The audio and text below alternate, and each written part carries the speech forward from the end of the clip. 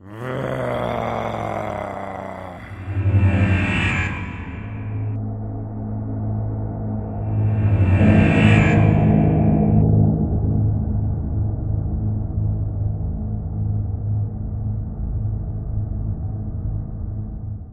and welcome to the 30k channel, a channel dedicated to games set in the Horus Heresy. I'm your host, David Brains, and I'm going to say finally, because this has taken about 9 months to a year to set up, we have Daniel and Simon. Good morning, gents. Good morning. Good morning, Dave. Thank you for having us here. Woo! Finally secured these guys. I think I'm going to start off with some compliments first. The Alpha Legion Blue is sublime. Thank you very much. That is the word I would use for that army. It is beautiful.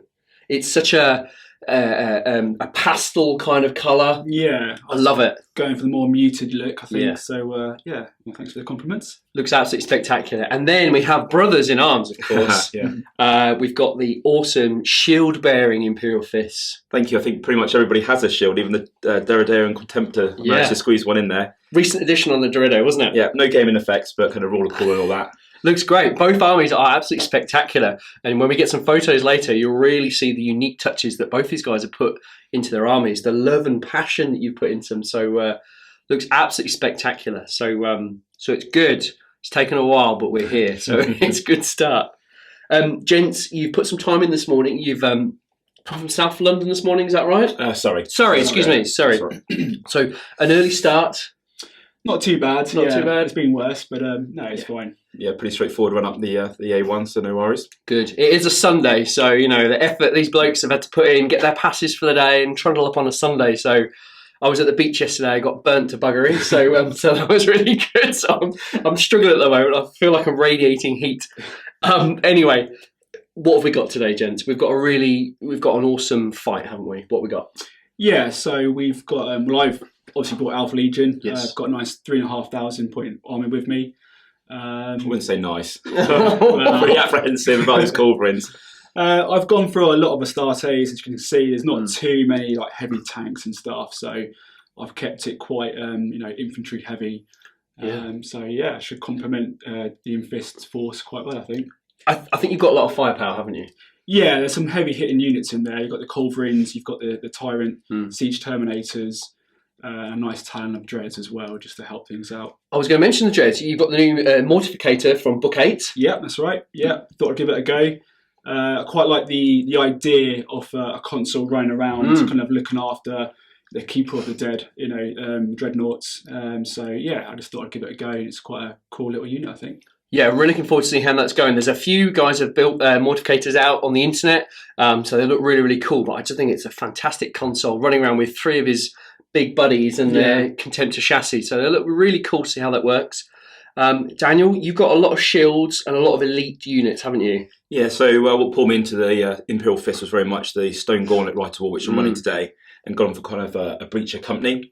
So 2 breacher units, and then the new Phalanx Warders using the new FAQ. Great update. Very, very excited. Love them. Absolutely. As soon as that dropped, I ordered 20, 15 of which are here today. Oh, God. Saturdays. I don't think they've gone too far. I think they're just priced right now. Yeah. So hopefully we'll see that in the game today. I think what's great to counter Simon's firepower is the resilience in my list with the toughness 5 across the list, apothecaries with the breaches, etc. Yeah. Hopefully see if the Imperial Fist can hold on under the Alpha Legion onslaught. Yeah, we saw the resilience of those Alpha Legion units in the Battle for Sector 139, which would have been at the beginning of June between Derek and 3 of his colleagues. That unit was absolutely survivable. It just put up with so much punishment, and there were still Phalanx Warders and Breachers still at the end of it. So it's a really powerful unit. Toughness 5, Stone Gauntlet, with the Apothecary in there. They last forever, don't they? Yeah, hardened armour as well, yeah. Yeah. Having take Artificer armour on the Sergeants, quite like the idea, if not kind of going down that route. But they still take some punishment. Question is, can they give it back? That's always the trick. Yeah, it's always about placing the right units in the right opportunity, isn't it? But one thing we're really excited about, we have both Alpharius and Dawn on the board as well today. We don't really do Primarchs that often because they just tend to just fight each other, and they tie them up themselves for the whole game. But we're using a really unique mission from Book 8 to try and get those to interact with each other a little bit differently. We're using the lore from Book 8. We've got a bit of preamble for this, haven't we? Yeah, so not too dissimilar from Praetorian of Dawn, Mm-hmm. where the Alpha Legion did a preemptive attack ahead of Horus's main force. So we're rewinding that a stage, and this is kind of a skirmish on the periphery of the Sol system prior to that attack. So Dawn's been lured in by Alpharis and the Alpha Legion. There's almost kind of a meeting engagement, and clearly it's going to go the wrong way for Dawn, and there's going to be a pretty big fight in the middle. The idea, though, is normally on the lure, you have both warlords in the middle within a 6-inch deployment zone. Yeah. What we've gone for is Simon's elected to use his one of many special rules. So whereas Alpharis, strictly speaking, should be in the middle with Dawn, he's swapped him out for an imposter to try and trick Dawn into an ambush, essentially, and no doubt will pop out somewhere elsewhere. Which helps as well avoid that kind of Primarch off that would normally happen at the beginning, and also kind of creates a bit, because it's so heavily weighted towards killing the Primarchs, there's a bit of a cat and mouse game to be played with Dawn trying to track down the right Alpharis. Yeah, correct. And we've seen from the Black Library fluff where Dawn can recognise the wrong Alpharis. So we're going to probably see that in the game today, where he goes forward to meet who he thinks is going to be Alpharis from a distance, gets close and realises it's an imposter, knows he's in a trap, and then the trap will be triggered and off we go. Yeah, it's a really, really interesting scenario. If you haven't seen the deployment map in Book 8, you've got you sort of it's just over 24 inches on. I think it's like 30 inches, isn't it? 18 inches on, and then you've got like this gap in the middle where you've got like a dead man, no man's land, and then you've got like a real skinny bit in the middle, and then that's where the two guys are going to deploy. So it's a real, I don't know, tricky, tentative mission, isn't it? It is a little bit, yeah, absolutely. It's made worse for me with the Alpha Legion special rules, where normally the deceivers would deploy first and the ensnared would deploy second, so I'd at least kind of have an idea of where to play off with each other. But because of the Alpha Legion rules, mutable tactic, infiltrate. That's right, yeah. I will be deploying first, and Simon will have the first turn as well. So, which I think plays into that kind of ambush dynamic quite nicely. Yeah. And Simon, there's quite a few points available in this mission, isn't there? You know, so if either side wipes out the HQ and its attached unit, that's 5 points. Yeah, it's going to swing heavily depending on the HQ and whether they can survive. I think it's 3 points if they survive. Yes. 5 points for killing the opponent's HQ. Yeah. Lord of War, rather. So, yeah, it's a big swing. So it's going to be very much a case of looking after your own whilst also trying to target the enemies. And, yeah, so it should be quite interesting, hopefully. Yeah, there's going to be lots of points up to guys. I think there's going to be some very tactical plays by both of these guys about what they're going to do and how they're going to achieve those points. The board we've got for you today, it's a bit of a weird one. It's kind of like I almost imagine it like a drilling rig or a Promethean storage facility, but it's quite a large mound in the middle. There's some stuff on there, and there's like a little settlement that's been bombed out. So it's going to be really interesting to see how these guys work around that terrain, because it's open in areas, but in the middle it's quite dense. It is, It's quite tight. Yeah, it's going to be interesting to see how the tanks move around that battlefield. So, yeah, I'm quite excited to see how they deal with it. I have done a board build video for this board, so if you stay all the way to the end of the video after we've done the post game, it will be there for you. It's about an hour's long, but it's quite a lot of justification why I did what I did. I don't know if it's right. Well, but it looks smart. It looks amazing. I think the terrain in the middle already helps give options for the HQs, hopefully for Dawn to survive and not get gunned down. Yeah, we'll see. I think it will work really well. There's a couple of real good lanes of escape or lane of fire, and it's all going to be about getting those Volkites into position. How are those dreadnoughts going to move through that? Are they going to go through the abandoned city or the settlement? So it's going to be a really interesting game to see how that works out. I'm genuinely excited for this. We've got two fantastic armies. We've got two guys that know each other that only brothers can know. Yeah. So it's going to be really cool to see how they work with each other. I just think it's going to be a cool game. Me too. Good. Looking forward to it. Game on. Yeah. Shall we get on with it? Absolutely. Let's look at the list. We'll see it begin in turn 1. 3,500 points of Imperial Fists, the 21st Company, the Stone Wardens, led by Rogor Dawn, and running the Stone Gauntlet Rite of War. Compulsory HQ for the Imperial Fist is a Herald in Terminator armour, a Captain Wilhelm Knight Herald of the 21st Company, and he's equipped with a Vigil Pattern Storm Shield, Solarite Power Gauntlet, and he's in Tartarus Terminator armour. Second headquarters choice is Centurion in Terminator armour, Captain Dunstan, captain of the Breacher Company, and he is equipped with Vigil Pattern Storm Shield and a Chain Fist. For the Elite's choice, the 21st Company have a Contemptor Dreadnought Talon consisting of a single Contemptor Dreadnought, armed with Dreadnought Close Combat Weapon, a Dreadnought Chain Fist, and extra armour. So the second elite choice is a single quad launcher Rapier upgraded with Shutter Shells. For the first compulsory troop selection, the Imperial Fist have got 10 Breacher Space Marines with a Legion Vexilla, and then with the Sergeant, a Power Axe, Melter Bomb, and Breaching Charge. Also accompanying the squad is a stock Apothecary. Second compulsory troops is a 15-man Breacher Space Marine unit with a Legion Vexilla, and the Sergeant has a Power Axe, Melter Bomb, and a Breaching Charge. Also accompanying this squad is a stock Apothecary. Compulsory troops, because of the Stone Gauntlet Rite of War, are 15 Phalanx Warders with 5 Power Axes,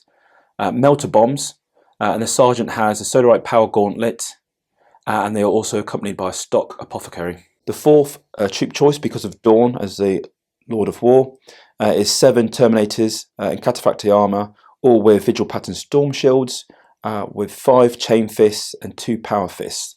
The banner has no in-game effect and denotes the Sergeant. For fast attack, I have 8 Seekers with 7 Combi Plasma Bolters, and they have a dedicated transport as an armoured Proteus Land Raider with a Dozer Blade, hull-mounted twin-link las cannon, and an Explorator Augury Web. For heavy support, we have a Derrideri Pattern Dreadnought with Anvilus Pattern autocannons, torso-mounted twin-linked heavy flamers, and a carapace-mounted ALOS missile launcher. Second heavy support choice is a heavy support squad of 5 Space Marines, 4 heavy bolters, and the Sergeant has an Augury Scanner, close combat weapon, bolt pistol, and bolt gun. Third heavy support choice is a Spartan assault tank with a Dozer Blade and Flare Shield. For Lord of War and leading the 21st Company, the Stone Warders, is Rogel Dawn, Primarch of the Imperial Fists, the Vigilant, the Blade of the Emperor, Praetorian of Terror, the Unyielding One. 3,500 points of Alpha Legion using the cause of the Hydra Rite of War. The army is led by the Primarch Alfarius. First HQ for the Alpha Legion is Legion Centurion Armelian, armoured in Tartarus Terminator plate and equipped with a Thunder Hammer, Power Dagger, and a Combi Bolter. Second HQ choice is a Mortificata Legion Consul Malleus, equipped with Artificer Armour, Corpuscent Stave, Bolt Pistol, and a Refractor Field. As part of the Keeper of the Dead special rule, he is accompanied by a Legion Contemptor Dreadnought Talon, numbering 3 Dreadnoughts. 2 of the Dreadnoughts have twin-linked las cannons, whilst the third has a twin-linked Volkite Culverin. All have close combat weapons with inbuilt twin-link bolters and extra armour. First Elite's choice is a Legion Terminator squad in Tartarus Terminator plate. The Terminator Sergeant is equipped with a Chain Fist, Power Dagger, Combi Bolter, and a Venom Sphere harness. This is a one-shot weapon that grants the unit the Hammer of Wrath special rule when in the assault phase. There is 1 Power Sword and 1 additional Chain Fist in the unit. All are equipped with Combi Bolters. Second and third Elite's choice are 2 Legion Rapier weapons batteries, each one equipped with a laser destroyer array. Fourth Elite's choice, the Rewards of Treason. 7 Tyrant Siege Terminators equipped in Cataphractii Terminator plate, Combi Bolters, Cyclone Missile Launchers, and Power Fists. There is 1 additional Chain Fist in the unit, and the Siege Master has a Chain Fist and Power Dagger. First and second troops choice are 2 times Legion Tactical Squads, each unit numbering 10 Marines and a Legion Vexilla, with a Tactical Sergeant equipped with Artificer Armour and Melter Bombs. Each unit also has a dedicated Legion Rhino Armoured Carrier with a Dozer Blade. As part of the cause of the Hydra Rite of War, a third compulsory troops choice is required. This is a Legion Assault Squad numbering 10 Marines, with the Assault Sergeant equipped with a Power Fist, Power Dagger, Artificer Armour, and Melter Bombs. The whole unit is also equipped with combat shields. Fast attack for the Alpha Legion is a single Legion Seeker squad, comprising of 9 Seekers, 6 of which are equipped with Combi Plasma Bolters. The Strike Leader is equipped with Artificer Armour and a Bolter. The unit also has a Legion Rhino Armoured Carrier dedicated transport with a Dozer Blade. First heavy support choice is a Legion Heavy Support Squad, all equipped with Volkite Culverins. The Sergeant has taken Artificer Armour and an Augury Scanner. Second heavy support choice is a Legion Sakaran Arcus Strike Tank. It has 2 additional Sponson Mountain las cannons and a Dozer Blade. Lord of War choice is Alfarius, Primarch of the 20th Legion, the Hydra, the threefold serpent, the final configuration.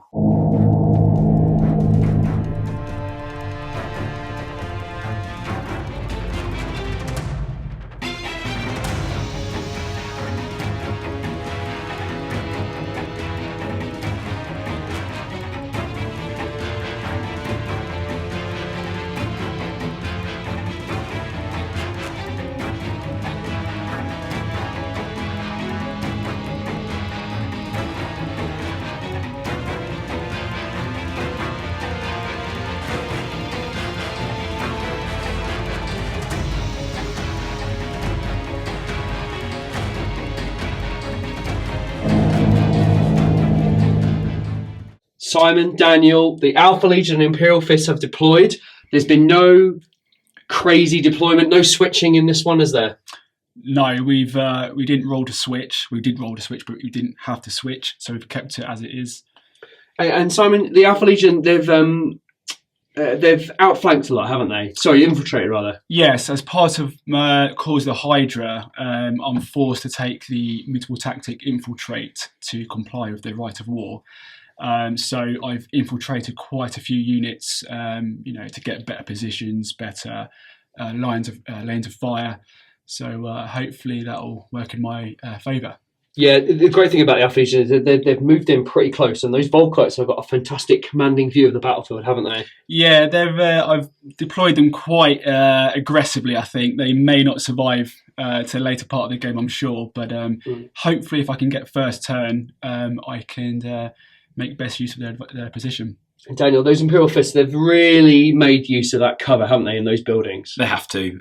With the firepower Simon's got in the Alpha Legion, whilst the shield wall was set, definitely need the additional benefit of the cover enhanced by a night fight, which is in effect turn one.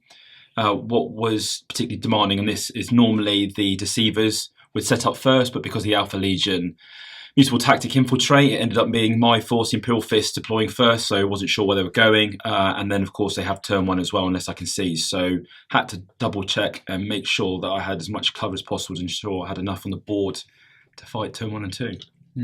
Good stuff. All right, well, it's shaping up to be a fantastic game. Let's have a friendly handshake, gents. Good luck to you both. Yeah.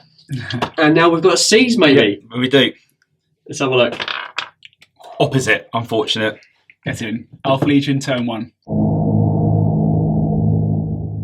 Alpha Legion, turn 1 movement. I've started off with the Contemptor Dreadnought Talon with the Mortificata. They've just edged round the rock face a little bit just to get some good lines of sight on the Imperial Fist Contemptor and possibly the Spartan as well. I've kept a few units like the Volkites in position, the Seekers are in position behind the rock. The Siege Tyrants have moved through the opening in the rock face in the middle, looking to potentially cause the Fist a headache with Dawn and his Phalanx Warders. The Tartarus Terminator unit has crept up onto the platform, again just to give a bit of a headache for Dawn and his Phalanx, just to see where he might go with those. 2 tactical squads have moved forward, one disembarking just to try and lay down some fire on the Imperial Fist heavy support squad, hopefully. And the Sakaran Arcus has crept round the rock face, opening up some lines of sight onto the Spartan. Turn 1, Alpha Legion shooting. They laser rapier destroy open fire on the Imperial Fist Contemptor Dreadnought in the ruins, managing to detonate it. The second laser rapier destroyer only managed to fluff his lines and not hit the Deredeo. Destroying the Contemptor Dreadnought has earned the Alpha Legion a first strike victory point. The Contemptor Dreadnoughts in the Talon opened fire on the Imperial Fist Deredeo.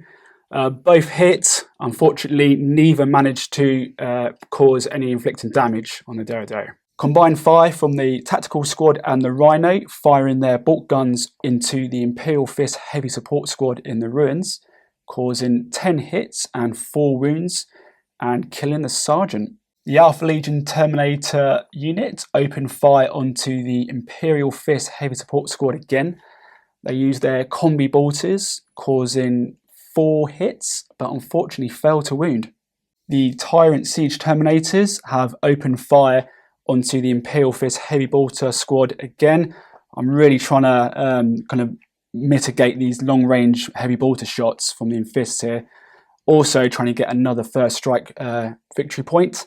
So 14 shots from the crack missiles, 10 hits, causing 7 wounds, and fortunately only killing 2 due to some great cover saves. The Volkite Culverin squad high up on the gantry fired again into the heavy support squad. Probably not the correct order of firepower, but I really wanted that heavy support squad gone from the Fists. Again, looking for those extra victory points. So I think it was 27 hits, 24 wounds, inevitably wiping out all the unit. They couldn't quite save that many. Legion Rhino tried having a crack shot at the quad mortar crew with its combi bolter. Managed to hit, but unfortunately failed to cause a wound. The Sakaran Arcus targeted the Spartan on the other side of the battlefield, causing 1 hit on the las cannon. Unfortunately, it failed to cause any effect though. Alpha Legion, end of turn 1. Quite happy with how things are going at the moment. I've managed to wipe out 2 units in the first turn, gaining 2 victory points. Everything's kind of in position, hopefully for some pretty tricky next turns for the Imperial Fist. So yeah, I've hopefully given them quite a bit to think about. Imperial Fist turn 1, movement phase. So with the scene set, Dawn had successfully fortified 3 pieces of terrain on the back line, the 3 forward elements of the ruins. Despite the best efforts, fairly happy with the amount of damage I managed to protect during the Alpha Legion's first turn. With the ambush now triggered, the Proteus has remained static, but the rest of the line has surged forwards to counter the treacherous Alpha Legion's ambush, with Dawn searching furiously for his counterpart, Alfarius. Imperial Fist turn 1 shooting phase. The Phalanx Warders in the centre of the board took aim and fired against the Culverin squad on the gantry with a combination of rapid fire and single shots, 12 shots, 9 hits due to disciplined fire, with 4 wounding and slaying the sergeant with his artillery armour at the front of the unit. A great round of shooting. The Derriday also heaped pressure on the Culverin squad on the gantry, opening fire with both its Anvilus pattern autocannons and AOS missile launchers, with a total of 4 Alpha Legion Culverin squad killed. The Spartan was progressing up the table to relieve Dawn, noticing the Culverin squad on the gantry taking heavy fire, swiveled and fired 4 las cannon shots into the Culverin, wiping them from the face of this planet. The 15-man Breacher squad, advancing out of the ruins, took careful aim against the tactical squad of the Alpha Legion who had disembarked from the Rhino. 15 shots, 11 of which hit, 4 wounds, killing 1. The armoured Proteus remained static, having sighted the advancing Tyrant Siege Terminators in the middle of the line. Took careful aim with 3 twin-link las cannons. Unfortunately, despite 3 hits, failed to cause any casualties. The Imperial Fist quad launcher in the ruins responded to the advance of the Rhinos of the Alpha Legion, successfully hitting twice and causing an immobilised and shaken result, unfortunately not destroying it for the additional first strike point. End of turn 1 summary for the Imperial Fists. A good response to the ambush from the treacherous Alpha Legion. Dawn's in a good position in the centre of the board with his Phalanx Warders. The Spartan with the Terminators and Heralders moving up in support, as have the Breaches advanced successfully. We've also destroyed probably the key threat with the Alpha Legion, particularly when Alfarius comes on the board next turn, and that's the Culverin squad on the gantry. So only 1 point, but happy to have destroyed that unit. Turn 2 Alpha Legion movement phase. The assault squad have failed to turn up from reserves, and Alfarius has unveiled himself from the lead tactical squad, and he has now joined the Tartarus Terminator unit. They have shuffled forward onto the platform, potentially looking at a charge on Dawn and his Phalanx Warders.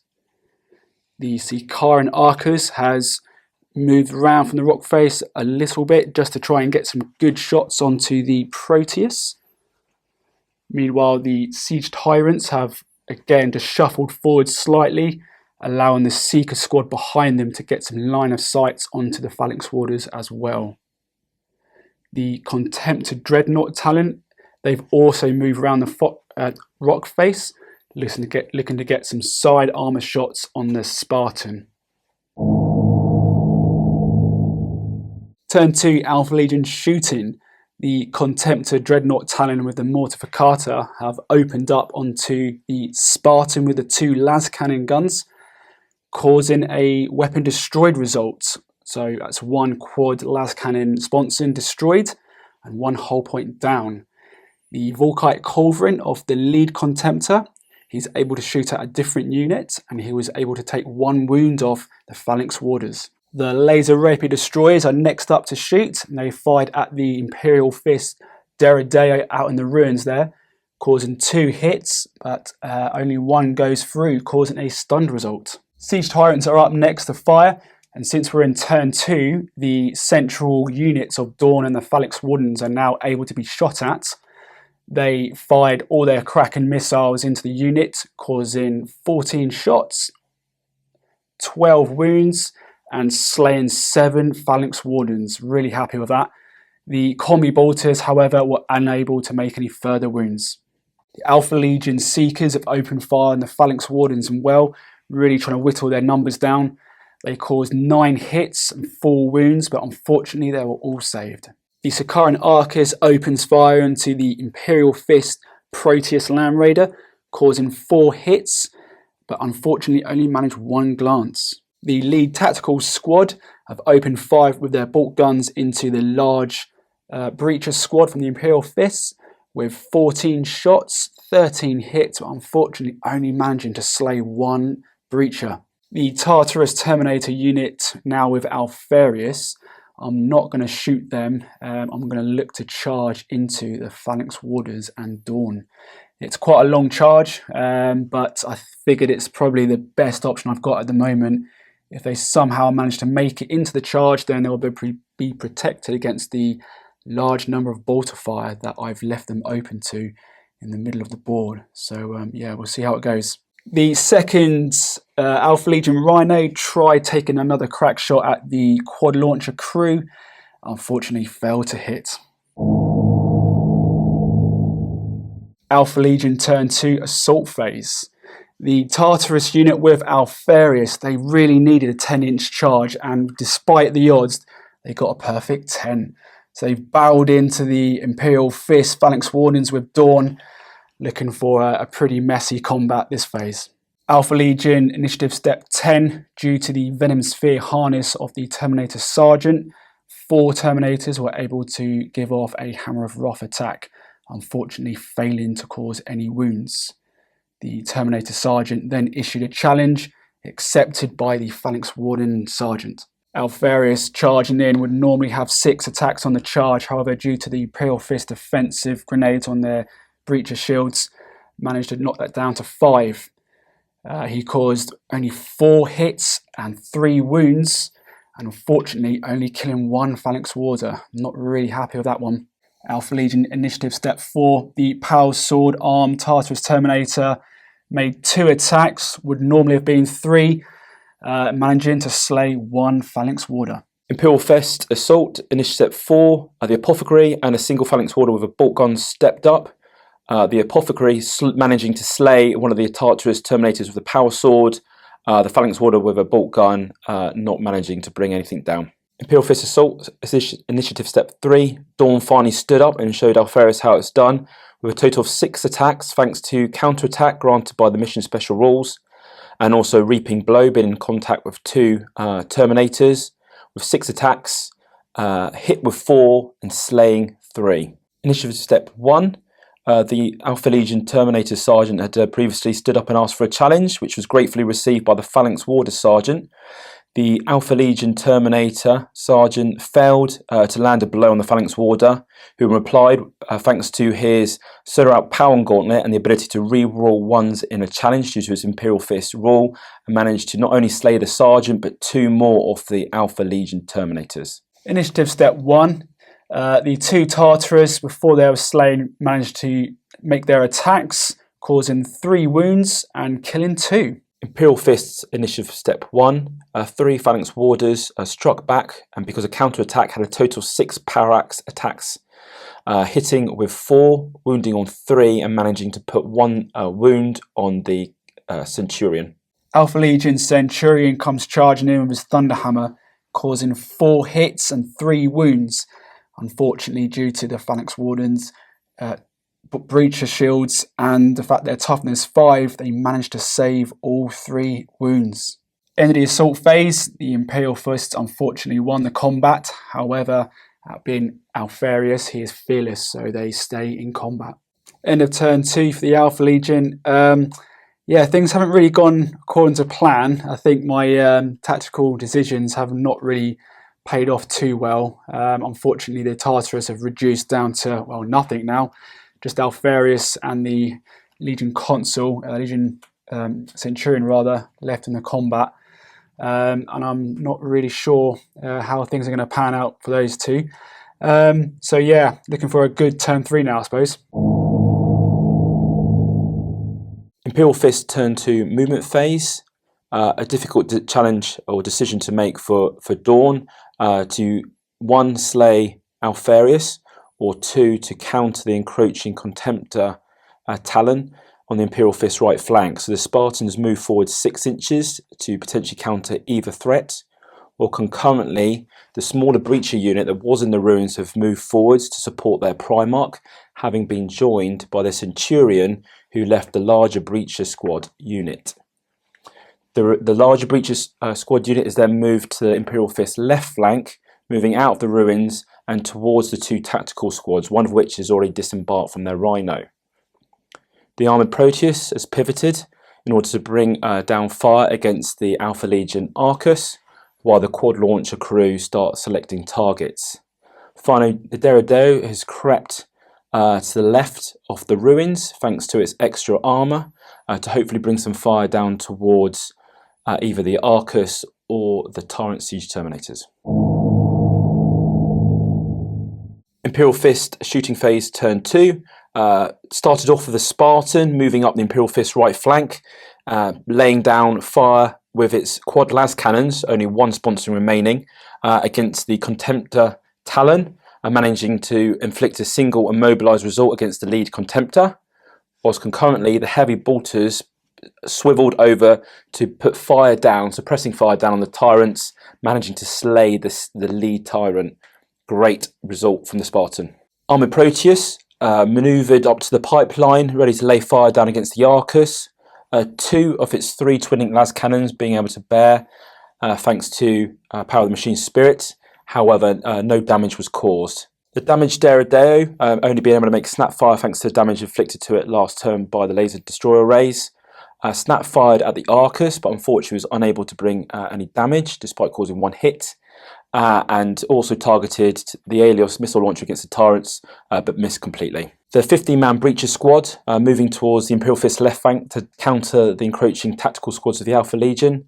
Rapid fired into the Alpha Legion squad, 26 shots, of which 20 hit thanks to disciplined fire, hitting on 2s, causing 14 wounds and slaying 2, including critically the Alpha Legion Sergeant at the front. Speculative fire from the Imperial Fist quad launcher against the Tyrant Siege Tyrants, only managing to hit 3 times, causing 1 wound, of which was saved. Imperial Fist turned to combat phase. The 10-man breacher squad, recently joined by the Centurion, surged forward and counter-charged Alfarius and the surviving Centurion, successfully making it in on a 10, reduced to 9 because of hardened armour, and inflicted 4 hammer fraff attacks thanks to Stone Gauntlet. However, none were able to wound thanks to majority toughness of 6. Start of the combat, the Imperial Fist Legion Centurion issued a challenge which was dutifully accepted by the counterpart Centurion from the Alpha Legion. Initiative step 6, Alfarius had 5 attacks, hitting 4 times, wounding 3 times. Unfortunately, the Phalanx Wardens were able to make all 3 5-up saves. Imperial Fist initiative step 4, 7 breaches were able to attack, so 14 attacks, ultimately resulting in no damage against Alferis, the only individual they could strike. The Apothecary in that squad also stepped up with his 3 attacks, but was also not able to bring any damage to bear. However, the remaining Apothecary with the Phalanx Warders, with his 2 attacks, was able to inflict a single wound on Alferis, bringing him down to 5 wounds. Imperial Fist Initiative Step 3, Dawn piled in with his 4 attacks. Thanks to a superior weapon skill of 8, was able to hit Alferis 3 times, but despite Shred only able to inflict 1 wound, which was dutifully passed by Alferis' invulnerable save. Initiative Step 1, in the challenge, the Alpha Legion Centurion struck first, inflicting 1 wound that caused instant death on the Imperial Fist Centurion. However, he counter-struck, also inflicting instant death on the Alpha Legion Centurion, putting 1 wound on Alferis as well, though Alferis was able to save that wound. So both Centurions instant killed. Also striking at Initiative Step 1 is the Phalanx Sergeant with his Solar Power Gauntlet, with his 2 attacks against Alferis, unfortunately failing to hit. Final part of the Initiative Step 1 of this combat was the Phalanx Warders' single attacks failing to wound Alferis, and the 3 attacks from the charging Breacher Sergeant also failing to inflict any real damage on Alferis. At the end of that combat phase, not fantastic for the Imperial Fist, but still happy that the Centurion is killed, isolating Alferis and leaving him vulnerable, hopefully to be destroyed next turn. End of turn 2, Imperial Fist summary. Not a bad turn. I'm happy at the position I'm in on my right flank with my Spartan ready to cover against the encroaching threat of the Contemptors, particularly as one of them is now immobilised. In the centre, I'm confident that the forces I have there can deal with Alferis over the next couple of turns, though I am concerned about the encroaching Siege Tyrant Terminators. And on my left flank, I think I've got enough forces there to cover the encroaching Alpha Legion tactical squads with my Proteus, Seekers and Breacher squad. Alpha Legion turn 3. Start with the reserves. The Assault Squad made their reserve roll, so they are now on. They've outflanked into the rear line of the Imperial Fists, mingling in with the terrain and hopefully going to try and assault in the following turn. Moving round, the secondary tactical squad in the Rhino have disembarked. We're hopefully going to be getting some rapid fire into the large Breacher squad alongside the remaining tactical squad of the first tactical squad. The Sakaran has moved up forward, going to try and get some side shots into the Spartan. Hopefully we can take some more damage on that. The Siege Tyrants and the Seekers, now embarked in the Rhino, have come surging through under the gantry. The Tyrants are hopefully going to make the assault into help Alferis, who is looking in a very precarious situation at the moment. It's not looking good for him, so desperate for that assault in the assault phase. The Dreadnoughts, one is immobilised, but the other 2 have kind of moved forward ahead of it. Again, we're going to try and take some pot shots into the Spartan, see if we can slow down those sort of heavily armoured Terminators inside, and see what happens. Alpha Legion turn 3 shooting. We're starting with the Assault Squad, crept in behind the quad launcher. They fired their pistols, hitting 8 times and causing unfortunately only 1 wound, which was saved. The 6 remaining tactical Marines from the first unit, Fury of the Legions, into the Imperial Fist large Breacher squad, hitting 22 out of 24 shots, causing 8 wounds and 3 slain. Alpha Legion's second tactical squad opened fire with their bolt guns, rapid firing into the Breacher squad, causing 16 hits, 8 wounds, but unfortunately only killing 2 due to the higher toughness 5 Breachers. The combi bolter from the Rhino also failed to make an impact. Only 5 slain in total from the heavy outpour of bolter gun. The Alpha Legion Sakaran Arcus Strike Tank, making a line of sight onto the Deredeo in the ruins, managed to hit 3 times with the Twin Arcus launcher and once with the las cannon, causing 1 penetrating and 1 glancing hit, destroying the Deredeo. The Legion Contemptor Talon, as well as the laser destroyer rays, all shot at the Spartan with their las cannons and laser destroyer rays. Despite all hitting, they were unable to cause any damage. The flare-shielded Spartan really holding on for its own there. Alpha Legion turn 3 assault phase. I'm really looking to get these siege tyrants in to help Alfarius out. They need a 6-inch charge, however they've completely fluffed their lines, only rolling a 4. Looks like Alfarius is going to slug this out on his own. Alpha Legion turn 3 assault. Initiative step 6. Alfarius has issued a challenge which Dawn has obviously accepted. Despite making all his attacks hit, only 3 were able to wound, and Dawn saved 2 of them. Imperial Fist, initiative step 4, 9 breachers, 1 phalanx warder, and then 2 apothecaries with 2 attacks. All combined their attacks against Alfarius, unfortunately, and nothing was able to penetrate his armour. Imperial Fist, initiative step 3, Dawn step forward, and with a superior weapons skill of 8, managed to inflict 2 wounds that passed Alfarius' armour, bringing Alfarius down to 3 wounds remaining.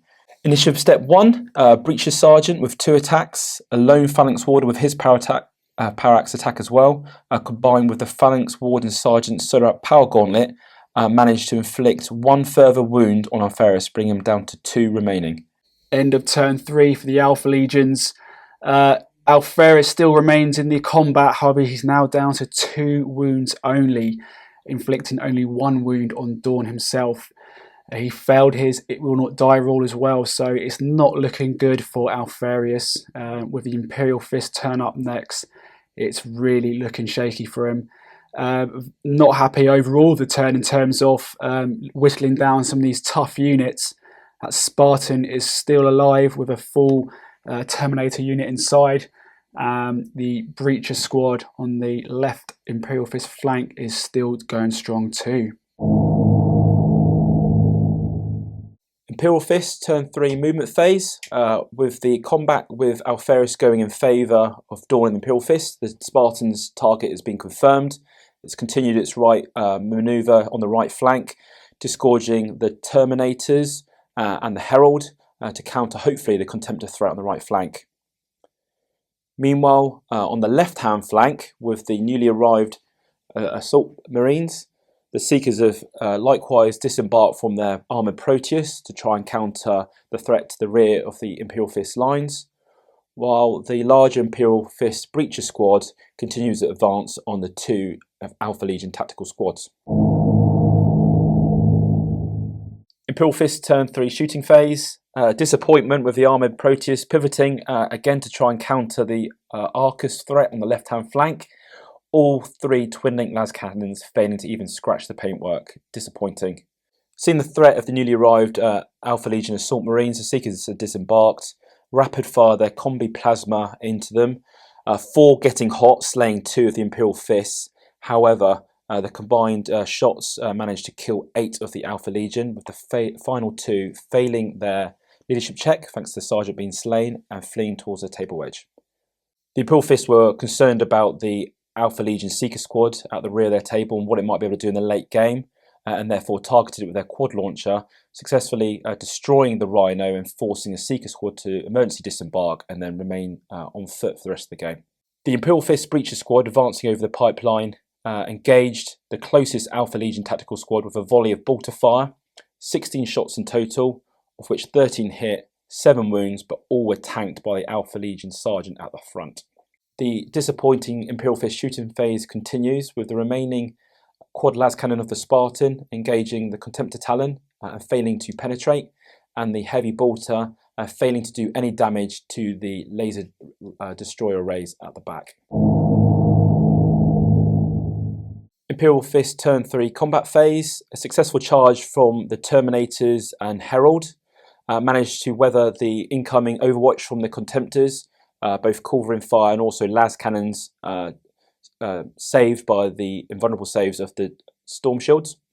Made it into combat, and the Imperial Fist Terminators issued a challenge which the Mortificator has accepted, noting that the third Contemptor with the culverin can't fight because it's immobilised.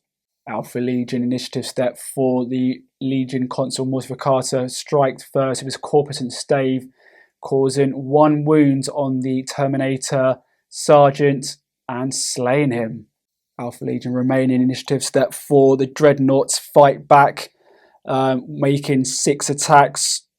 5 go through, killing 3 more of the Terminators. Very happy with that result. Imperial Fist initiative step 1. The 3 remaining Terminators, all of which had Chain Fists, managed to glance to death one of the Contemptors, with the Herald managing to put a glancing hull point on the 3rd Contemptor. Initiative step 6, in the combat with Alpharius and Dawn. Alpharius striking first.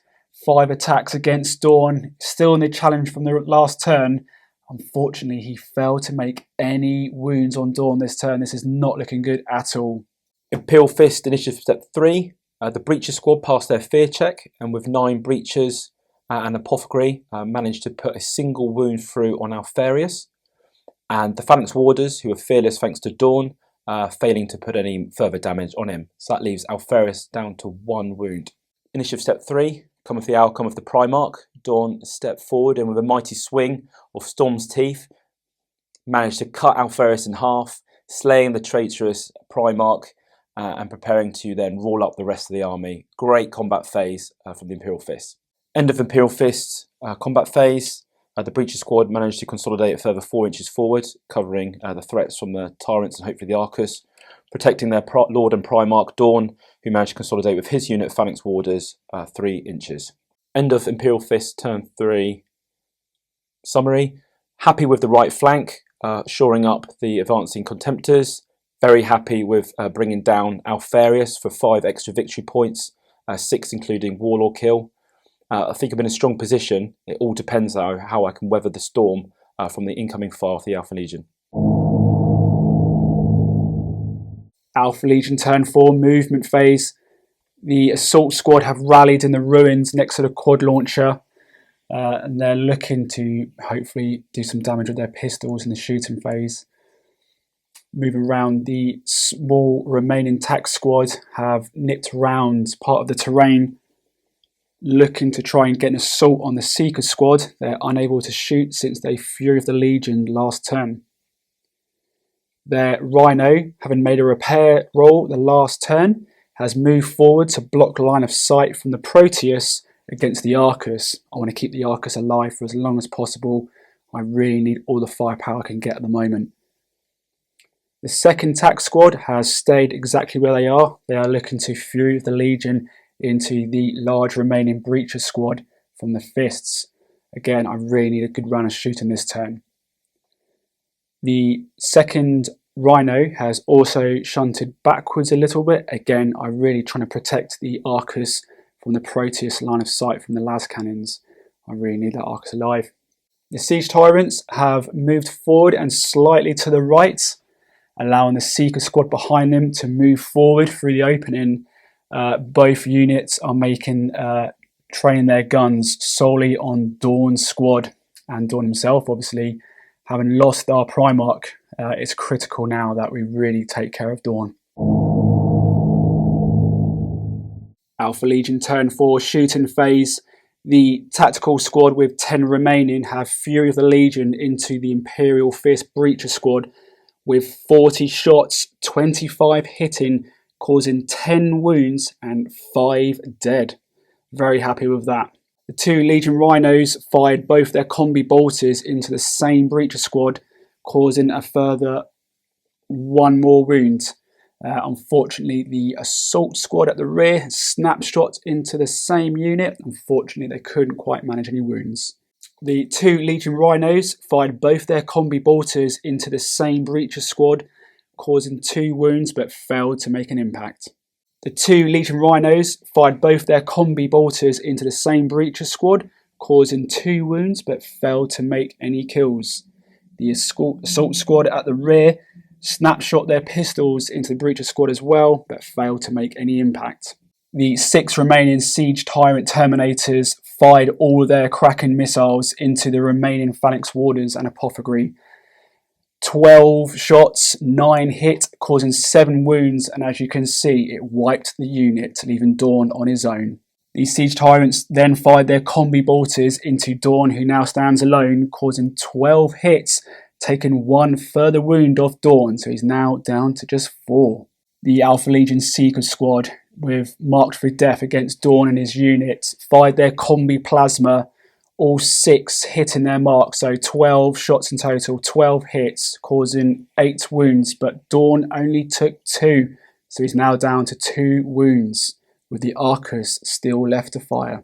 The Alpha Legion Sakaran Arcus fired its Arcus missile launcher and a single las cannon at Dawn, causing a few hits and taking Dawn down to his last remaining wound.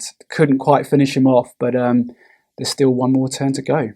The 2 laser destroyer rays tried shooting at the Spartan through the melee in front of them. Both hit, however, they were unable to penetrate the flare-shielded Spartan. Alpha Legion turn 4 assault phase. The remaining tactical squad at the front tried assaulting the Seekers behind cover.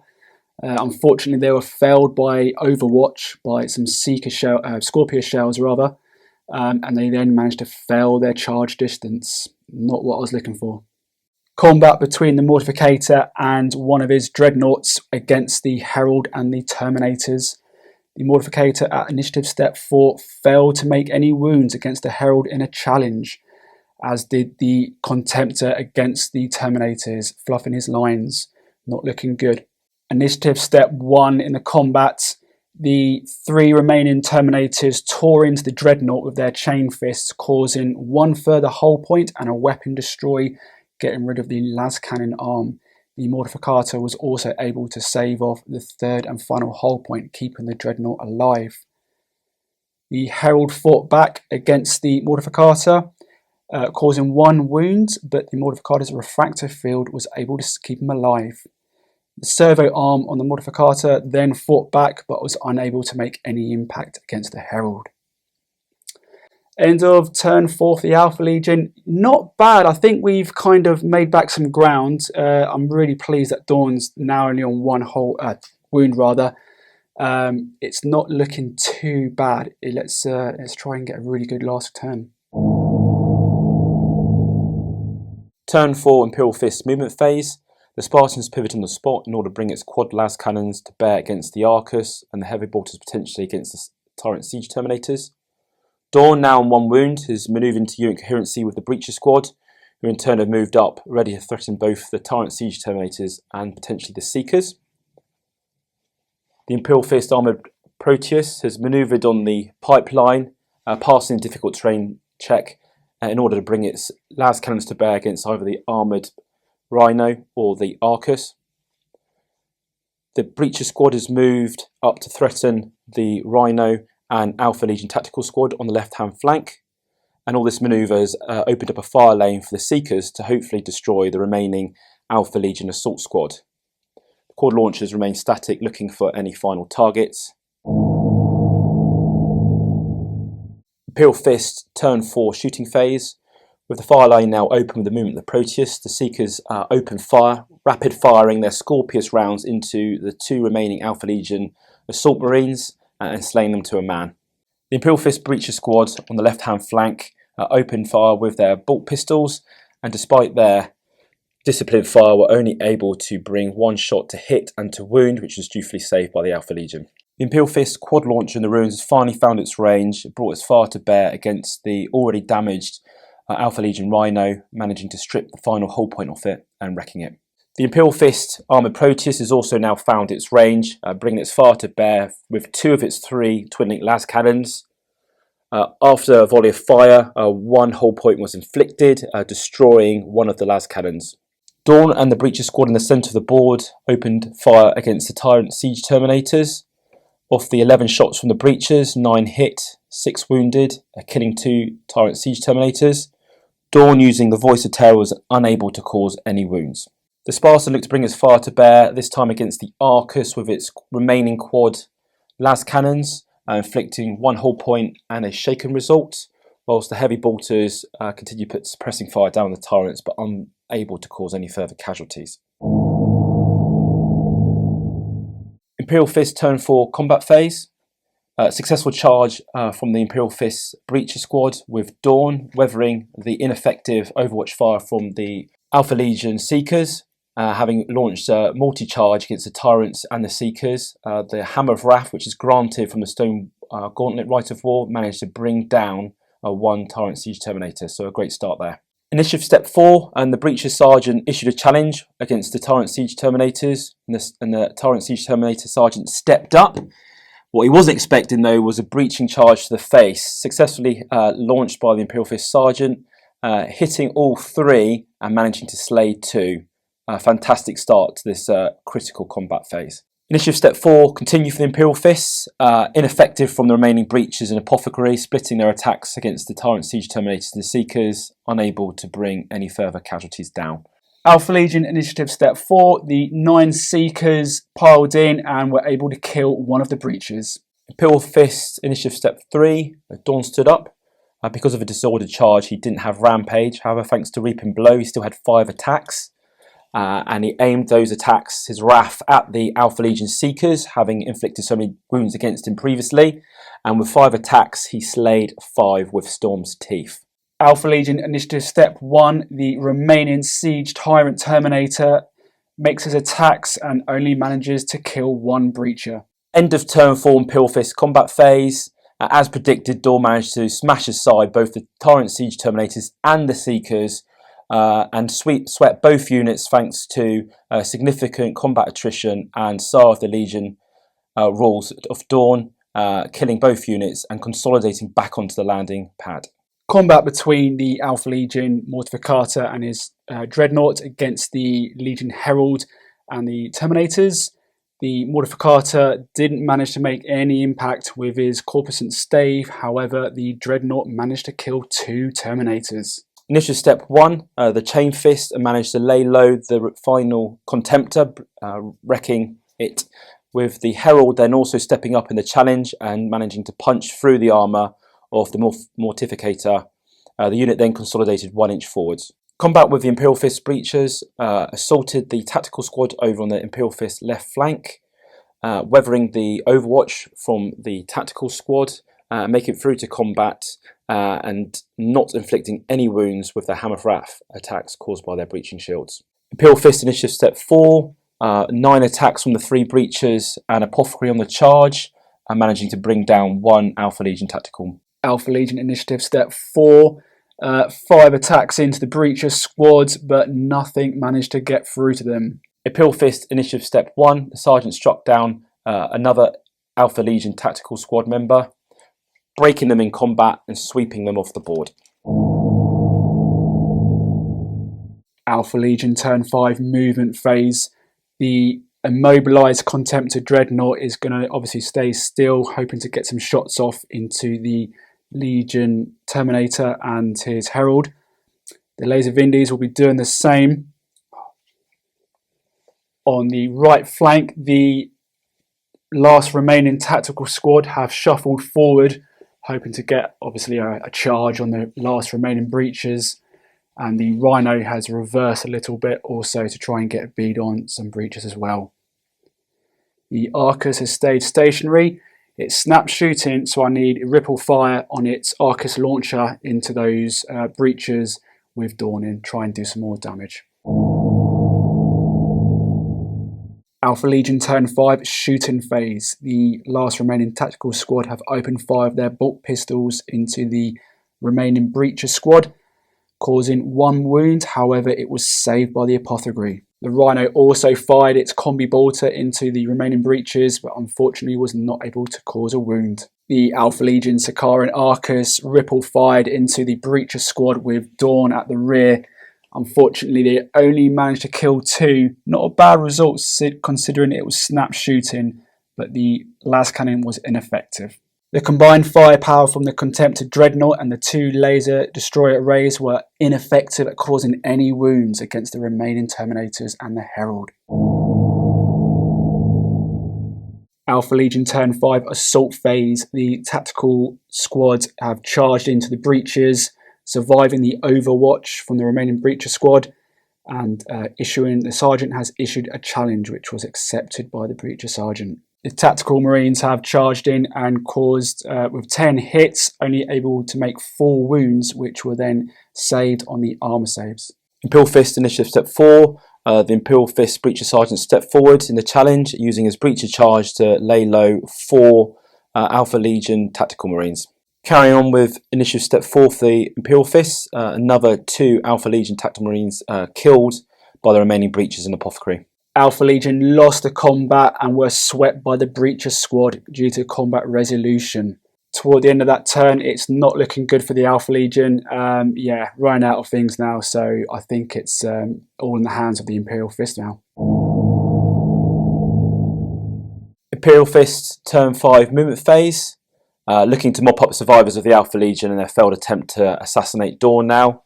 On the right flank, the Herald and the remaining Terminator look to destroy the last Contemptor, hopefully in combat.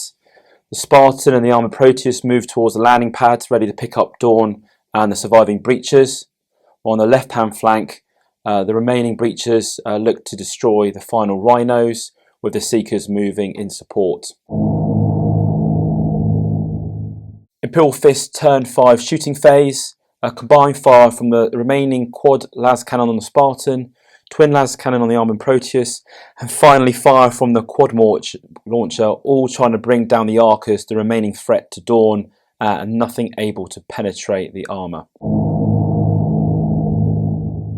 Turn 5 Imperial Fist combat phase. The Imperial Fist Legion Terminators and Herald storm through the overwatch of the remaining Contemptor that was previously immobilised, managing to survive its onslaught and bringing it low with the Herald's Solarite Power Gauntlet, destroying it in 2 swift blows. Over on the Imperial Fist left flank, the Breacher squad stormed the final Rhino, managing to destroy it with crack grenades. End of turn 5 Imperial Fists, and in fact end of the game. The Imperial Fists look like they've dominated the board, with only the Arcus and Rapier crews posing any form of threat. Having achieved the primary objective of slaying Alfarius and his bodyguard, and the Imperial Fist can now withdraw from the system and check the final standings. It looks like it was meant to be. Dawn did some fantastic work and cut Alfarius in half, didn't he? Certainly did, yeah. Sad times, sad times. Inevitable. Just like the Black Library books. He's got a spare, he's fine. Yeah. Spoiler. Well, I have to say, that was one hell of a game. Gents, I really, really enjoyed that. You put on a spectacular show, so thank you so much. No, thank you. I think it was a bit, I don't know what the right word is, really. It was a bit squiffy at times, I think, wasn't it? Yeah, it turned into a bit of a stomping towards the end. I think the beginning was things didn't quite go as what I planned, but I think a combination of bad deployment on my behalf and just the resilience and toughness of the Imperial Fist, I probably underestimated. Yeah. Much to my displeasure and result. Yeah, I think the ball was set up to make manoeuvre key. I think that caused problems for both sides. I think it was particularly after Dawn slayed Alfarius. I think there was one turn where he stood alone, and it was very close to Dawn being laid low. And had that happened, of course, the scores would have been a lot closer. But he managed to hang on. My heart was in my mouth. I honestly thought you were going to do it. You know. Yeah, me too. Yeah, obviously, like I said at the beginning, I think it was going to be the kind of game where it really swings one way or another. Couldn't quite take Dawn's last wound off, and I think the results might speak for itself there. Yes, thank you for perfectly taking us into that little section there. I'm going to break the scores down because there's a lot to go through, so just please bear with us. We found out in previous times that I can't subtract 1 from 10 or 11, so we're in dangerous ground, so I apologise for messing with that. Alpha Legion will start. I think they put up a valiant effort, but only managed to get 2 victory points, and that was for your first strike. Yeah, I focused at the beginning to try and take off as many units as I could. The Fist had a couple of small units which I focused fire on. Yeah. It worked, but only for 2 victory points. Yeah, it was a bit of a shame. But shall we move on to the Fist, shall we? Yes, please. So the Fist scored the primary objective, which was the Regicide special Regicide rule, and you got 5 victory points for that. Yeah. And that was for killing the HQ and its accompanying squad within that 12-inch slither down the middle of the board, correct? Yeah. So we did that. We got 3 points for your Warlord being survived in the game. Just, but we did it. Took you to 8. Slay the Warlord for 9. First strike for 10. Marshall Hubris. Hubris, yeah. Woo, for 11, and Yeah. then finally last man standing for 1 point. My maths are going well today. So final scores were 12 to the Imperial Fist and 2 for the Alpha Legion. So congratulations. Thank you very much. Well Thank done. you for the Good game. game. A Yeah. really great effort. A big score there, you know, we don't see that very often, but particularly with all the points available. But I think you've done a stonking job to come away with that. Yeah, it was a close game at times. I think I was very lucky with the resilience of the list. Some unfortunate dice rolls in that critical phase for Simon. But what can I say? Terror stands. We've seen this before with the Imperial Fist. That toughness 5 coupled with a shield and a feel no pain, they survive and they last, don't they? They do. Yeah, it's a really good combination, which if the dice are with you, certainly can pull you through a game like that. It's so frustrating though, because you get so many bolt rounds on them. They fail a couple of 3-up armor saves and they just come in at the end with that little feel no pain. Yeah. It's so frustrating. Brutal. Yeah. So I'm going to start with you. You've brought back your Siege Tyrants. Yeah, it was a tough one to call. I don't think too much performed particularly well in the game. I think the Tyrants probably did the most work overall. The Seekers certainly pulled off a lot of wounds off Dawn, but from the start, the Tyrants were doing some work and cut down the Phalanx Warders by 7, I think it was, in really the opening salvo. Which really helped us a large squad, and Dawn was in there, so I had to take care of a lot of wounds before getting to Dawn. Yeah. So I think they probably performed the best out of a bad bunch, but yeah, it just wasn't my day today, I think, but never mind. It was a good effort. Daniel, you've brought back Dawn, of course. Yeah, star of the show. I think he gets a hard time from most people, particularly out on social media, but for me, he's brilliant. He's one of the kind of weaker combat characters amongst the Primarchs, but when you start taking effect of his rules, allowing the Legion Terminators to be troops in this Rite of War, all the way for the additional D3 in combat resolution, and the leadership 10 across the entire army, it's those little rules that were keeping me in the game and making certain combats either keeping me on the board or making them turn from an Alpha Legion victory to an Imperial Fist Legion, or turning an Imperial Fist Legion victory into a rout. And I think that's what swayed it for me. That worked really well for you in this game. Yeah, definitely. Not to mention that he may have just confirmed another Primarch kill. Doesn't happen often, but he's chalking them up. Yeah, he's chalking them up. I thought it was really great. A couple of points that I saw in the game. I think Simon really struggled to get through those 2 larger hill aspects, and going under that gantry, you had a bit of a bottleneck there, and that just restrict the forces coming in. But other than that, I think it was quite a good game. I do think you were a bit unlucky at times, but just the sheer resilience of those fists, they were just. I personally felt it was a frustrating game because it was like you were getting loads of hits, loads of wins, and it was those no pains coming through, and it's like, oh. But I really enjoyed it. Good, so did we. So thank you very much. I enjoyed it as well. Yeah. My pleasure. Thank you very much. Now, one thing to note is both of these armies are absolutely spectacular. We mentioned about the muted blue colour of the Alpha Legion. It's absolutely amazing. Thank you very much. And I just love the work and the effort and the love you put into the Imperial Fist. It looks fantastic. Thank you. All the extra details. So 2 really amazing guys, 2 really lovely armies. So we can find you on social media. Where can we find you? Yeah, so I'm on Instagram. My name on Instagram is eternal_painter. Fantastic. And alpha_Zulu_2_0. Oh, Jesus. And just to stick the knife in a little bit as well, you painted Dawn as well, didn't you? I couldn't painted let that Dawn, go. and the request was some Alpha Legion torsos on the deck, so I enjoyed painting it, but it was a bit of a love-hate thing, yeah, for sure. I love how these guys have worked together. You know, matching the same blue on the bottom of the base on your Dawn is brilliant. So I love all those little details. It's fantastic. Please go to Instagram and give them a follow. If you have any direct questions for them, please contact them via that medium. It's a lot easier for them to talk to you direct than it is to go through me. Obviously, the channel is also on Instagram as well, at 30k channel. I've taken a ton of photos from today's game, so please go to the Facebook page when this game is released. You can see all of those photos. You also attend a club a bit infrequently. Do you want to tell us about that? Yeah, so our local club in Woking recently closed down, unfortunately. So I have been going a couple of times to the Surrey Spartans in Causden. Nice bunch of guys down there. Very casual. I think it's a Wednesday and a Sunday they meet up. I can't quite remember. I usually go Wednesdays, but I think they also do Sundays. And great events too. Yeah, fantastic events. Yeah, I'd imagine there's a Facebook page for Surrey Spartans. There is. Yeah, I believe just search for Surrey Spartans, and you'll find their sort of logo. It's quite a black and red logo, I believe it is, and yeah. Yes, it's got a Spartan head with a plume, isn't it? Right, I'm sure I've seen it somewhere along the line. Great stuff. What an amazing game. That was The Lure, and that was from Book 8, if I remember. Yes, Book 8, excellent. Give it a go. The map is a little bit complicated, so if you're a little bit unsure, go to Book 8 and have a look. I think it was really interesting. We're going to try and do a few more of these Book 8 or the Black Book missions as we go, because they're really, really fun. It's been a long day. Both gents have been on the road since 7 this morning. Yeah. I think it's about 7, 8 o'clock. So long day, but a really great game. So again, thank you so much for your efforts. Thank you. Really lovely to have you here. Brilliant. And I have no doubt that we'll see these guys back very, very soon.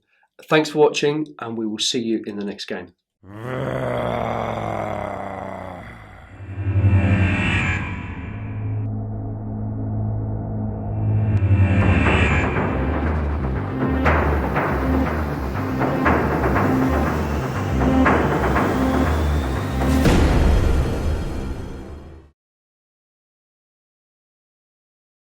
Hey guys, I really hope you enjoyed that game between Simon and Daniel, Alpha Legion versus Imperial Fists. As always, I try to get a board build done for every game that we do. It doesn't always happen, but I try my best to do every single one. I am going to do the board build for the game we've just seen. Now, I've actually filmed this board build video on the Friday before we filmed, which was on a Sunday, so 2 days before. Both of the guys have sent me their list.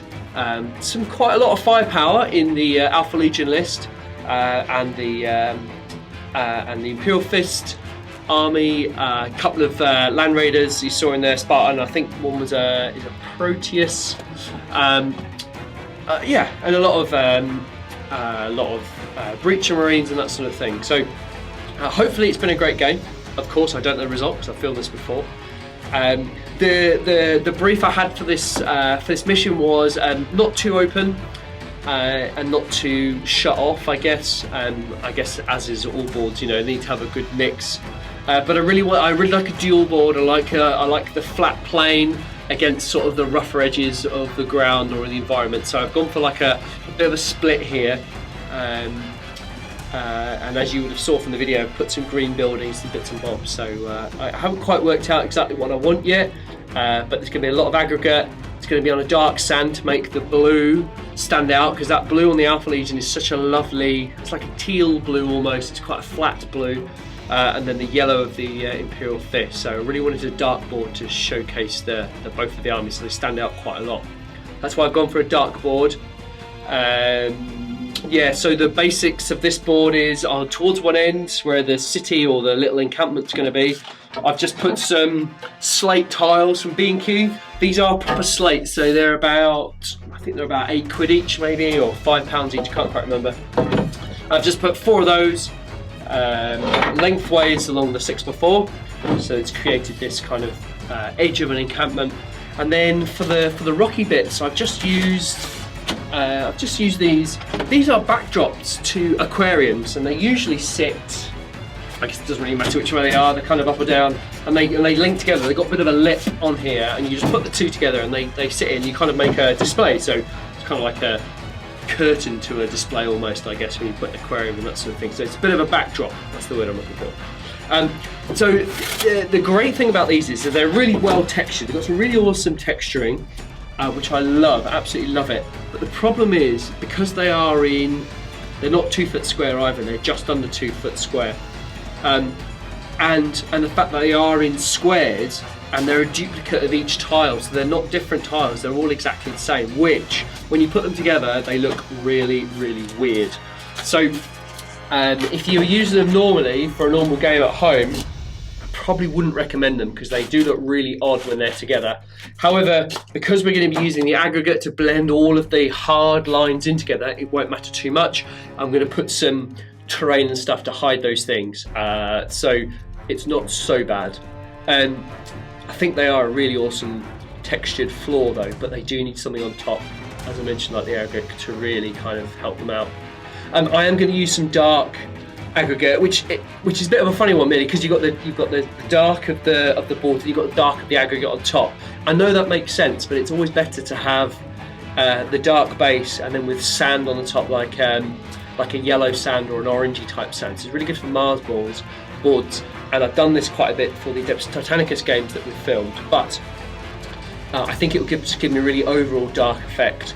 And I love the tiles because they more or less match the grey of these backdrop tiles, because you can imagine that the Mechanicum came in and melter blasted a plateau to put this encampment on, and and that's why there's quite a harsh straight line between the two textured surfaces, I guess.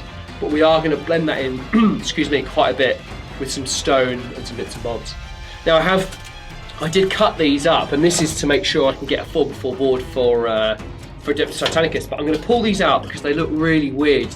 The natural lie of this tile slopes, and you've got this really straight hard edge which just doesn't work. So I'm going to fill this middle bit with some slate and stone, and then I'm going to merge the two really carefully with the dark aggregate from an aquarium shop, and then we're going to put the buildings here. Yeah, I'm not 100% sure how this is going to go, but I shall probably speed up a majority of this video because I've got a lot of thinking to do and a lot of bits and bobs. So wish me luck, and we'll see you at the end.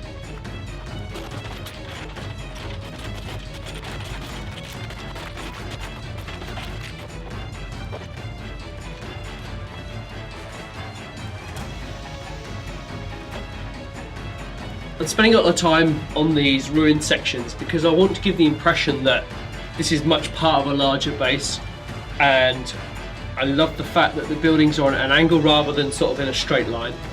So I'm just going to be very careful because I want all the buildings to be quite uniform. I imagine them to be, I think as they originally intended to, would be they're just flat, just pre-made, prefabricated buildings that they just drop in place, and that's what I really want to get across when designing this. So I'm just going to have a quick measure. It's 6 inches, yeah, so we're about right. And I think they're about 6 inches by 8 inches, that would be ideal. Yeah, they're 6 by 8. And then we'll have, I don't know, a 6-inch gap between each building. It's just to help create that uniformity that I think that whoever built this base, it could be the Imperial Fist, or it could be the Imperial Army or Mechanicum, or whoever, because they would be fairly exacting, I think, and fairly organised.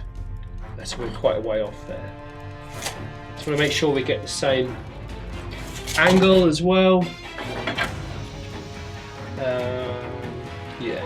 Well, we want the buildings to be interlaced together a little bit because it just provides denser terrain, which is really important.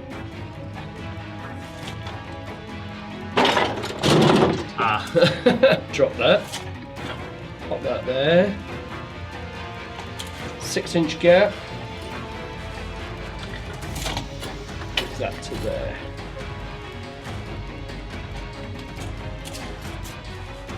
Just got to go back a touch.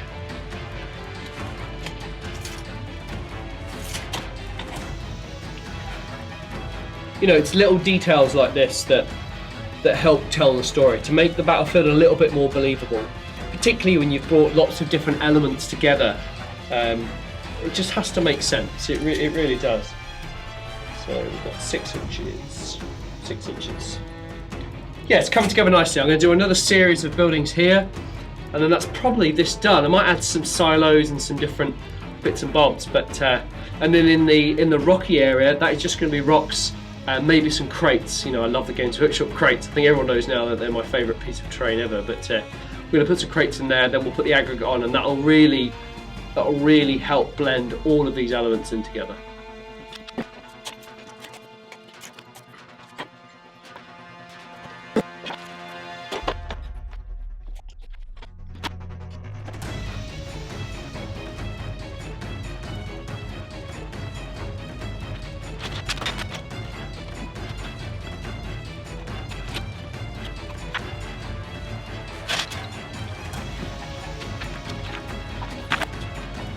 Okay, it's coming together. I think it looks really, I think it looks a bit basic, a bit boring if I'm honest right now. I want to just add a little bit of interest in this landing pad here, because it's quite open and it's a bit of a concern really. So it's just this open part we need, and it's just about how we bridge the gap between this landing pad, which is a bit precarious at the moment, so we'll probably put some aggregate underneath it, and then how we make that transition from there to there. Quite like this, it's quite interesting, and it helps add to the story here a little bit. I might flip it and put it to the side, I'm not quite sure at the moment. I think in most cases what I would have normally have done is I would have put the defence lines along here, but I've used those a lot and I'm quite conscious of that. Although they do look pretty cool, I'm not going to lie. So the board needs a little bit of height. So that's what I'm going to try and do now. I'm going to try and build like an interesting industrial type, complexy type thing. Again with a landing bay and some silos and some crates and stuff. And hopefully that'll help kind of break up the board. And I think when the game comes to it, when we get Simon and Daniel here, we might play like Vanguard Strike or something like that, just so they've got a little bit of everything in their deployment zone, or maybe just Dawn of War, you know. We'll see. There's quite a few infantry models on the board as well, so we need to make sure they've got enough room to move around. And that side over there is quite blank. The closest board towards you, the closest part towards you guys. So maybe we need to do something there. I'm not quite sure yet. But I'm going to try and play around here, work out what needs to be done. That's actually a bit better, and then see where we are.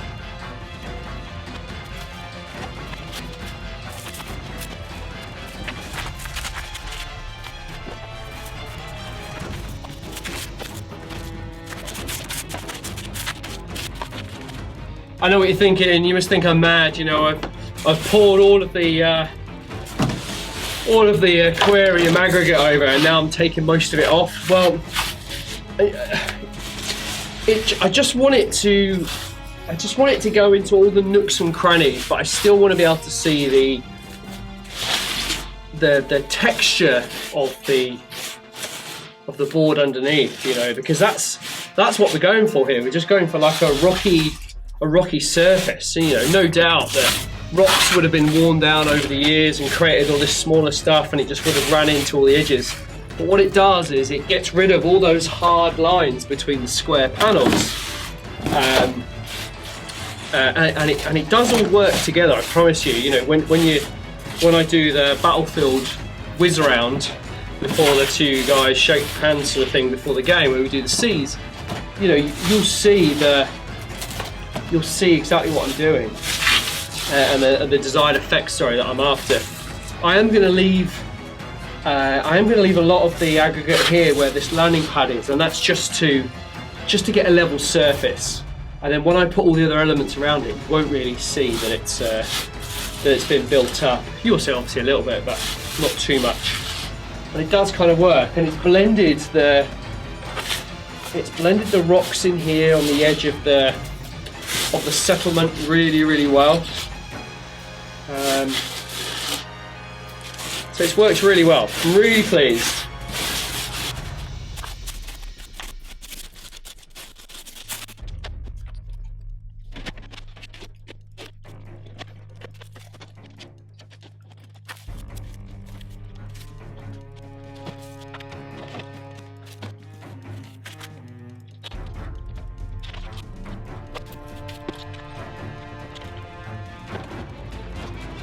I think we're nearly there. You know, all I'm trying to do is just make the board look interesting.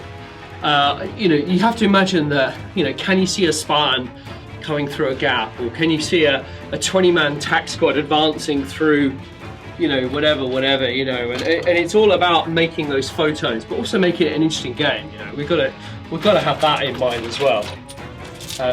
There's a bit too many rocks here, blurring the lines between the smooth surface of the encampment to the sort of rocky outcrop. So I'm going to peel a lot of them back, because I just don't think it needs it. I think I was a bit overly keen on those. So I'm just going to pull them back. Didn't need nowhere near as much packing out as I thought it might have done. So we're going to scoop a lot of it out. And you know what, in hindsight, I think the defence lines would have looked really good on this to divide the two together. I would have made an opening here, but I might come back and do that at a later date. It's only Friday, so I've got to come back here. It's obviously Sunday morning to film the game, so I might just switch them out. See how I feel when I feel the board's finished. Just going to smooth that in, and it actually works really well. Just taking a lot of that stone out. The next thing we need to do is we need to sort out the ground here. You may remember in some previous board build videos I talked about making floors for these buildings, and I am in the process of doing that. I've done a couple of tests and it's not quite worked, so I've got a couple more ideas. But I don't like the fact that, you know, we go straight down to the bare rock. So what I want to do is I want to put some sort of, it's cheating really. I'm trying to create a sense of a floor with the black rock, but I appreciate it's the core stone or the material of the planet. But all I want to do is just create a darker texture to what the buildings are on at the moment, and then we'll just blow the middle just to create. It's almost like it sounds stupid, but it's almost like airbrushing but with aggregate. It's just about that contrast, the light and the dark. You know, eventually I'm going to put metal floors in these, so with the Zomortalis tiles and things, so, and then like chakra plate and things like that. So I am in the process of doing those. So I know you probably can't see this that well, but it does work. I'll get a photo and overlay it so you can see the difference that I've gone for. Does work. Sounds stupid. And then what I'll do is I'm going to blow the centre. You know, I really should keep my airbrush here, but it doesn't quite work out actually. Do you know what? I'm just going to leave it. I'm going to leave it black, just to create that hint of a floor. You know, and when we have a proper floor built for these, we will then push the aggregate into the building inside, and then we'll blow it, and then we'll build up kind of like steeped edges, so it looks like it's collected over, you know, years or whatever. But all we're doing now is, as I said, just creating a black floor or a change of contrast, just an illusion of contrast. By the time the miniatures are on and everything else, it won't really matter. We're going to blow the confines out now.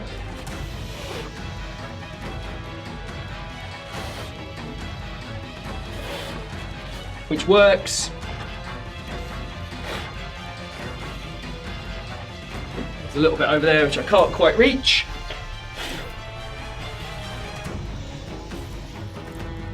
Yeah, and I think that's it. I think that's all I'm going to do here. It's quite simple.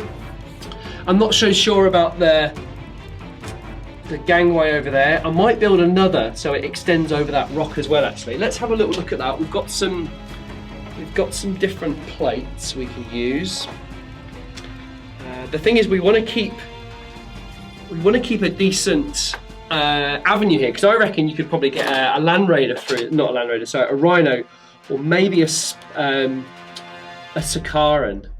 But definitely troops or bikers or a land speeder would look pretty cool, just kind of flying through that bit there. I might have to steal one of these long sections off this piece here. I might do away with this entirely. I haven't quite decided just yet. You know, this new terrain from Games Workshop is absolutely brilliant. I love it. Yeah, it kind of works really. Just makes it a little bit more interesting. I see some Battle Report channels and they've just got that stood in the middle of a thing, and it just looks really weird. You know, for me, you've kind of got to blend it into something else to make it tell a story. You know, that's the key thing. I'm looking for another angled section. Here we are.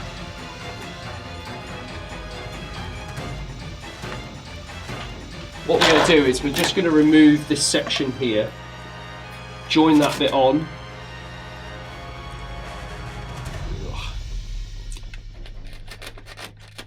It's a bit, my only criticism is it's a bit too high, and that's obviously off the ground. So what we'll do is we'll reinforce that with some stone, and then we'll just we'll put some aggregate on it just to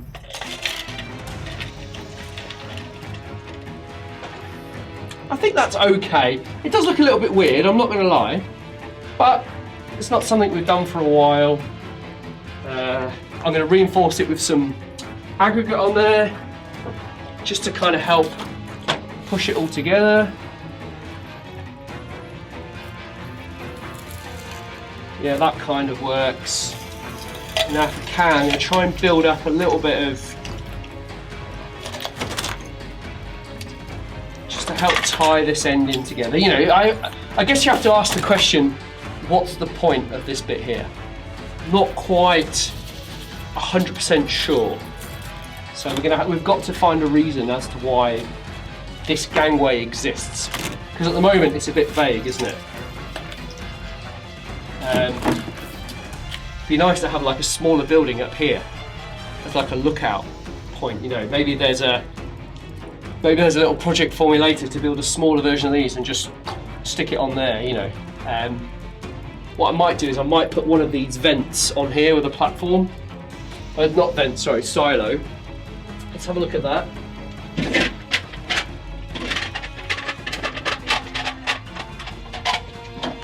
Got a couple to choose from, really. This is just going to add a little bit more drama onto the board. I think that looks all right, you know.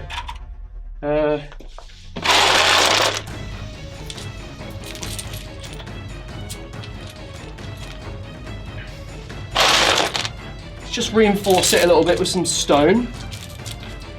You know, you can always imagine one of those new oil derricks that have been released from Games Workshop. Now that would look really cool. Yeah, I think that tells a better story, doesn't it? Yeah, that's way better.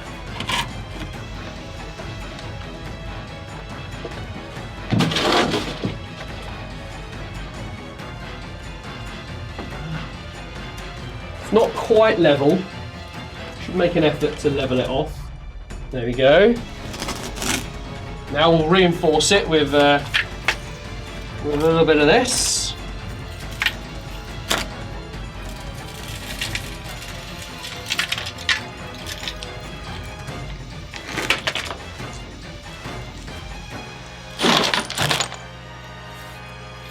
Doesn't need a top though, it looks weird without a dome, so I'm going to nick that dome, pop it there. And then I really love these. For a little bit of extra drama, we're going to do that. That to me now tells a way better story.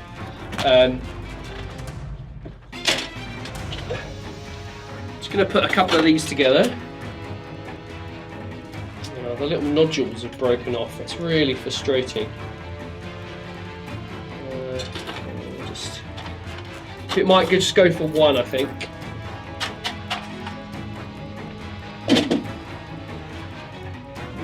No, don't like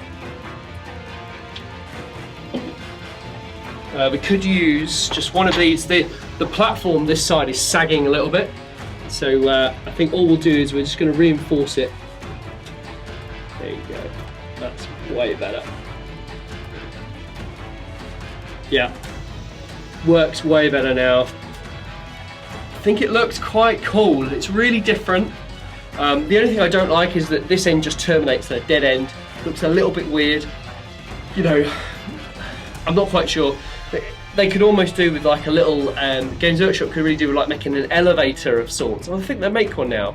Anyway, an elevator here would be great, and that would tell the story, you know, to get to that section. But it's definitely different, which is the remit of the channel. So 100% achieved there. I'm just gonna add a little bit more on here, and a little bit more here. Really, really pleased. There you go, it's more level now.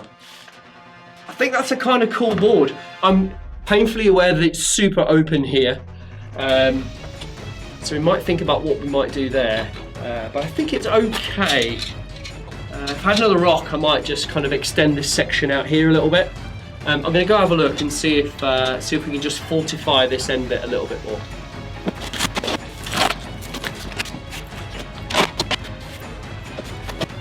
Yeah, that's it for me. It is finished. I say it's finished. I say this every time. I might add a couple of pipelines just poking out of this. You know, I love those pipelines. They are so cool. I think that looks okay. Just one of those. Don't go overboard because it will look weird if you keep going crazy.